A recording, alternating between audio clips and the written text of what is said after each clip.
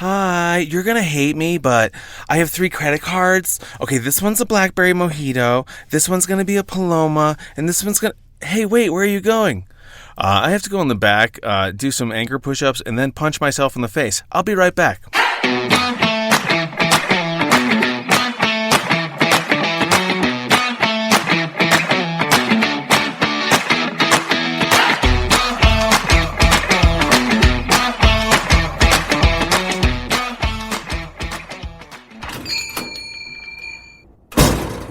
What can I get you? Drunk? Welcome to episode 34 of Behind Bars, Cocked Tales, and Wasted Nights. I'm your host, Greg. I've been working as a bartender for over 20 years, and over those years, I've seen a lot. My goal here is to share some of those high and low lights with you. Quick warning, this podcast contains sex, drugs, and some language that isn't suitable for anyone under 21 years of age, so you gotta have some ID. Before we get started, you'll need a drink. For this one, I recommend the Pina Colada, and while I hate blenders, this is a must while on vacation in the warmer climes of the Caribbean. In a blender, combine 2 ounces of pineapple juice, 2 ounces of Coco Lopez, and 2 ounces of white rum. I like Bacardi. Fill with ice to the level of your ingredients, add a handful of fresh-cut pineapple, and blend. Pour this beauty into a hurricane glass, garnish with the pineapple, and picture yourself in a tropical resort. If you like pinas colada, okay. And if you don't have any of that shit lying around, you know the drill. Shot of tequila and a key bump. That'll send you on vacation for a little while. Okay, on with the story. Bartending is a war of attrition. That's a quote from a coworker, Brian, who I worked with at Jack's, the jazz bar in Glendale, and it's always stuck with me. It's true. It's a slog. It's a grind. It's repetitive as fuck, and the only light at the end of the tunnel is when you get to yell last call. The 4 to 10 hour shifts are mostly a thankless effort, although you receive all the drunken praise and graciousness you can stand from the regulars and the strangers you connected with when it's time to close. At the end of the day, it's a job. You got through it, and you nut up and go in again the next night. That's one way of looking at it. The other way to look at it, and this is the way I choose to frame it, is that my shift is like logging onto the internet, and I'm going to click my way through all kinds of human sites that night. Of course I always show up showered and clean, because there's always the chance I'll end up on Pornhub. You never know. And if that's not the case, I know at least I'll learn some things about another person's world I'm completely unfamiliar with.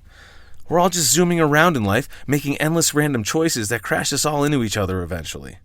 I've served diplomats, real estate agents, judges who've made landmark decisions, rich divorcees, poor spouses, illiterate window washers, a poet laureate who signed his book for me because he thought I was funny, thank you Billy Collins, cheating husbands, cheating wives, faithful friends, stoners, servers, chefs, dishwashers, burn victims, birth defected and deformed but smiling faces, the painfully beautiful, girls who liked me, girls who loved me, girls who hated me, members of famous rock bands, members of garage bands, Oscar-winning screenwriters, people who write at Starbucks, NFL team owners, private jet pilots, taxi drivers, actors, comics, radio hosts, mansion owners, homeless people who scrounged up enough for a beer plus tip, rich people who walked on their tab, bros who couldn't high-five me enough, bros who threw punches at me, and on and on and on it goes.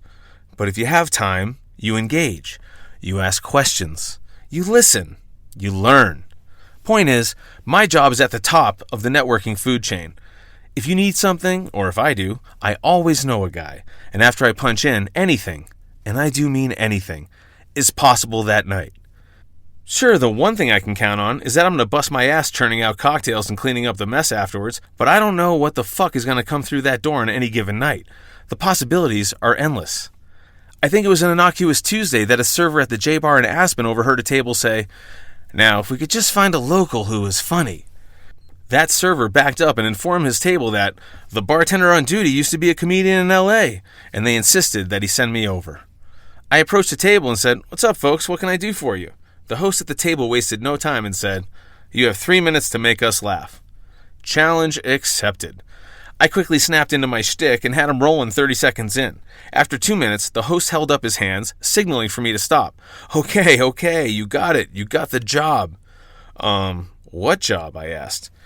"We book speakers for the Aspen Ideas Festival. This year, we thought it would be fun to have our presenters do 3 minutes of stand-up comedy, and we needed a pro to headline. That's you." What the fuck? I'd come in to sling Coors Lights and serve $21 cheeseburgers, and 1 hour in, I'd just learned I'd be performing in a comedy lineup at a sold-out Belly Up with the likes of Grover Norquist, Jon Favreau, Obama's speechwriter, Governor John Hickenlooper, and Katie Couric, just to name a few, on a Tuesday. In fact, I might have even been covering someone's shift that night. I don't fucking know. Now, not everyone has a stand-up routine ready to go, but the point is, a bar is an internet of human connection, and if you click on the right links, the sky's the limit. Quick aside on the stand-up thing. While living in LA, my writing partner, roommate, and Steelers fan Matt and I decided we'd head out to watch my Patriots take on his Steelers in a playoff game at a bikini bar in Encino, because why wouldn't we? Football, side boob, horizontal ass crease, and beer? Yes, please. Turns out, they also had a stand-up show going. That was the dumbest thing I'd ever heard of. Stand-up competing with bikini-clad babes in playoff football? No one in that lineup stood a chance. Again, we had no idea stand-up was going on. When we walked in, the comic was dying, and judging by the football and girl-watching audience who were cheering at plays, getting lap dances and wings, no one cared about what he had to say. But I'll give it to him. He pushed through it. He began his next joke. So my girlfriend... And something grabbed hold of me internally. Now, I don't heckle ever, but I couldn't stop myself. It was a knee-jerk reaction, and I didn't even know I was about to say it. So my girlfriend, he said, and I boldly stated, for this joke... And that got the audience to laugh. What a dick. Mind you, we were still standing in the doorway. We hadn't even gotten a seat yet. Anyway, whatever emotional crushitude he was dealing with before I said that was over. My shitty comment broke him. You think this is easy? Standing up here and making people laugh? He asked. Kind of, I said, shrugging my shoulders. Again, total dick. This was during my Vicodin days, and when I was on the opiates, I was an asshole. Okay, why don't you come up here, funny guy? Let's see how easy it is. God is my witness, this happened. Okay, I said, and walked up to the stage thinking, boy, did he just pick the wrong guy. In any case, our exchange had just piqued the attention of everyone in the room, and the game wasn't even in commercial. Bartenders stopped making drinks, servers/dancers stopped grinding on laps, and the room was as quiet as a snowfall. As I stepped onto the stage, I briefly thought he'd hand me his fist instead of the mic. A bead of sweat rolled down his forehead. I could see in his eyes he had no interest in punching me. He wanted to see me eat shit a lot more. I took the mic and said, Hey folks, sorry about this. Stand-up's tough, you know? When you start out, you don't make a lot of money. If you don't make a lot of money, you can't afford to eat and you can't afford to date. So now I jerk off to the Food Network. Kind of covers both my bases. Bang, laughter. The comic's smile of fake support was exposed by the whiter shade of pale that struck his face. Pure disbelief. I recently quit smoking, I continued. Not because it was expensive or bad for my health. I just got uncomfortable every time I went to a gas station and asked a Middle Eastern guy for a pack of Camels. Now the comic was actually laughing because he knew he'd just handed the mic to another comedian, and even he had to acknowledge that in and of itself was hilarious. I went on for another 10 minutes and slayed and handed the mic back to the unlucky jester to a generous round of applause. Then Matt and I enjoyed a free first round of drinks, and I enjoyed watching the Pats beat his Steelers. It was one of those rare days where literally everything goes your way. Definitely in my top 10 days of life on Earth. But I digress. Back to possibilities. I've been working at Avanti for 6 years. That's like a record, I think. Anyways, I've seen several management regimes come and go. 4 years ago, a new GM slid into the captain's chair. His name was Dan. He'd run restaurants in Austin and slayed it, and now he was taking on the Denver juggernaut that was and is Avanti. In our first conversation, he let me know that he'd been in several times, and I'd served him. Holy shit, is that terrifying. I had a record serving my current GM as an unknown patron when he was scoping us out? Fuck. Turns out I did a good job, so I was safe. Lesson here, treat everyone well and treat them equally. Again, you never know who's coming through the door. Dan implemented all kinds of new standards and systems, really streamlined the joint. He also started a summer movie series where you could sit outside and watch fucking Caddyshack and Kill Bill and other awesome flicks we projected onto an inflatable 30-foot screen every Thursday. We had corporate buyouts on the reg, which meant we all made $400 in 5 easy hours, and he would go online and destroy out-of-line Karens who fucked with us on Yelp. He had our backs. I kept running my weekly trivia from my brother's house during quarantine online, and Dan arranged a whiskey bottle for first prize, brewery swag for second, and my personal favorite, toilet paper for third, and we mailed out those trophies each week. But the best thing, at least for me, was that we started a monthly comedy night that I got to produce, the Loco Locals Comedy Extravaganza. It's a show where I get 5 Denver comics I've pre-screened at a venue, no open mic chaff on my show, and we transform the upstairs into a comedy club with a stage, curtain, and spotlight. Invite about 90 patrons in and fucking slay them with lasers of hilarity. This was great for me because as a bartender, I work Thursday through Sunday nights, and I don't get a chance to perform all that much unless I take a night off, and if I do take a night off for a show, believe me, the numbers do not add up. As a result, I don't really know the people who make up the Denver comedy scene on a personal level, so I don't have all that much opportunity to perform as the scene here is super cliquey and political. Little do these people know, I did the Comedy Store on a semi-regular basis, the Haha on the Reg, and occasionally the Hollywood Improv.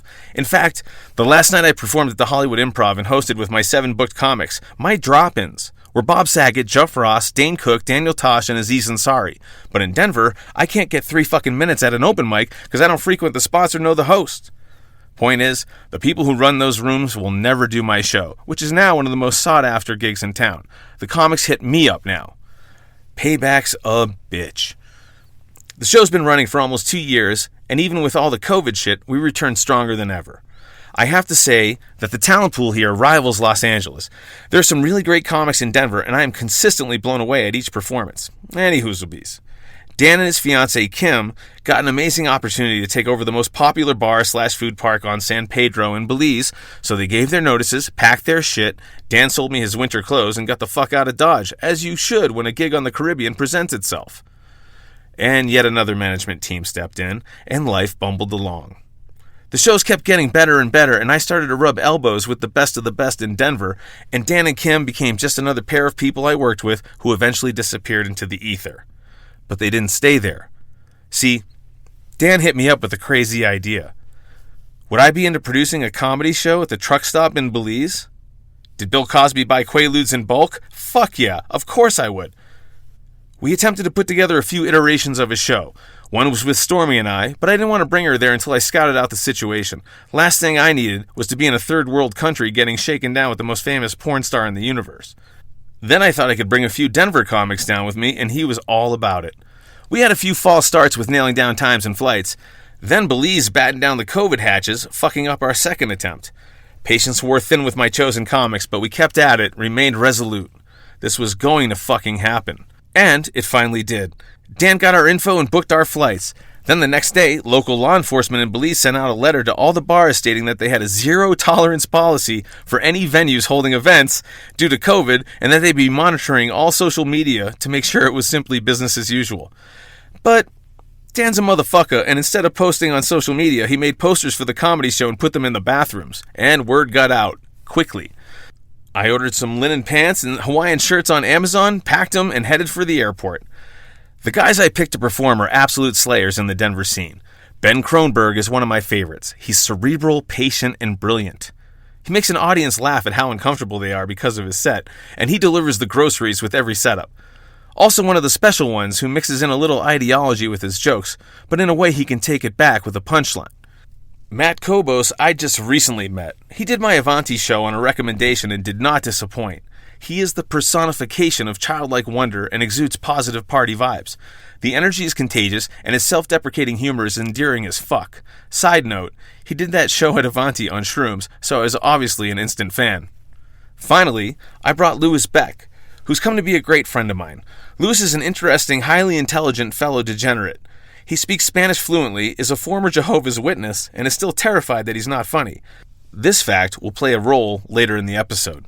Anyways, way back, when I started putting on shows in Aspen, this guy Louis comes up to me and tells me how much he loves stand-up, he's always wanted to try, and would it be possible to get a little stage time? I never do this. I hate open mics, and I've already booked the lineup with experienced comedians. But for some reason that night, I don't know why, I just said fuck it, and that I'd be happy to give him 5 minutes. It was enough time for him to not walk the room if he sucked, and enough time to keep a fresh audience engaged even if he ate shit. Didn't matter, because the guy killed. He killed. 100%. When I left Aspen, he picked up the baton and started putting on shows all over the place, performing several times a week, and has easily surpassed me in the arena, relentlessly working on improving his material and delivery. This was the Fellowship of the Ring, heading to the Caribbean. Man, were we going to look bad on the beach. When the flight attendants came around with the declaration forms, we had to say we were there to visit friends and family, and that we most definitely were not working or involved with any kind of event. The lies had begun. I wore jeans on the flight, and when we got to Belize, we took a taxi to the water taxi, were last in line, and had to sit on the top deck